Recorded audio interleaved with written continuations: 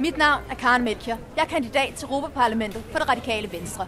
Jeg vil kæmpe for et Europa, som investerer i fremtiden og ikke i fortiden. Jeg vil kæmpe for et Europa, hvor vi har lige rettigheder, hvor national protektionisme ikke bliver til den nye stavnsbånd. Jeg vil kæmpe for et åbent og et frit internet. Jeg vil kæmpe for dine digitale rettigheder.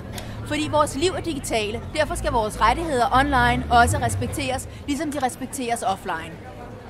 Jeg vil kæmpe for et Europa i vækst. Et vækst gennem frihandel, men frihandel, som er med til at bygge lande op, i stedet for at bryde lande ned. Jeg vil kæmpe for et Europa, hvor vi har lige rettigheder, uanset hvem vi elsker. Jeg vil kæmpe for et Europa, hvor vi har gensidig anerkendelse af regnbuefamilier. Jeg vil kæmpe for transpersoners rettigheder i hele Europa. Jeg vil kæmpe for dig i Europa. Mit navn er Karen Melchior. Jeg er kandidat til Europaparlamentet for det radikale Venstre.